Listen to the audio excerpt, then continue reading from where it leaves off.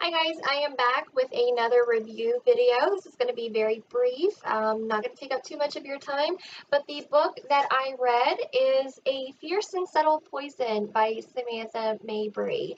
I found this book in a half-price bookstore. I was immediately captured by the beautiful cover, so that initially drew my attention. I had never heard of this book before, so it was just something that caught my eye in the bookstore. And after I read the back of the book and the inner flap, I was hooked, I was sold. So the inner flap says, "Some say she grants wishes, some say her touch kills. One boy is drawn into her enchanted world." This book is about a boy named Lucas. He's a teenage boy, I think he's 17. And he lives in Puerto Rico with his father, who is a hotel developer. So they're very rich. He has a few friends, not many. He seems like he's a flirt too. So he really enjoys spending time with other girls and getting them to fall in love with him. So I was kind of put off by the character from the very beginning, but I was still willing to give the book a chance, so I kept reading forward. So there's this scientist that lives in the same town, and a lot of stories have been circulating for years about the scientist and his family. They know that his wife left or disappeared. No one really knows where she went, but the home is gated and they never open the windows, and it has been rumored that the scientist has a daughter and she still lives with him. So the superstitions of this daughter are basically that she is green, her skin is green, and she is basically magical. So she actually appears in a lot of dreams of the many residents from this town, and she appears with green skin. So the residents began to throw over their wishes over the gates, and Lucas does the same until he begins to receive letters in return. So Lucas gets these letters, these anonymous letters, and he soon makes the connection that it is possibly the scientist's daughter who is reaching out to him.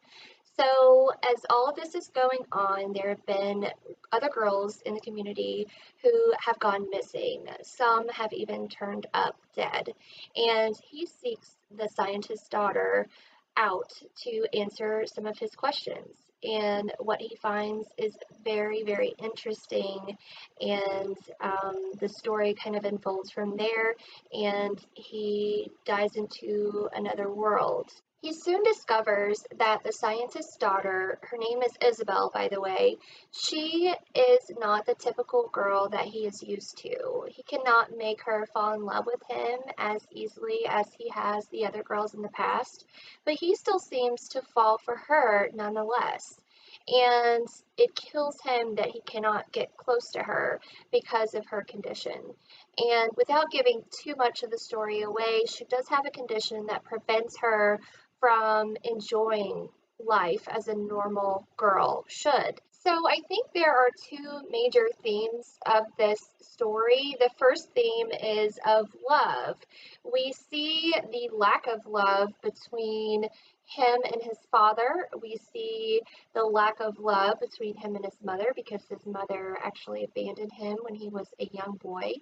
And we see the longing for love of him trying to swoon these many girls and Isabel herself.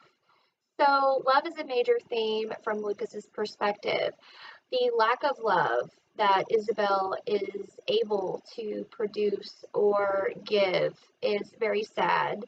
The powerful amount of love that Dr. Ford, the scientist, feels for his daughter and the lengths that he would go to protect her, that's also a major theme of the story. The second major theme is of sacrifice. So again, Dr. Ford has to sacrifice things in order to preserve his daughter.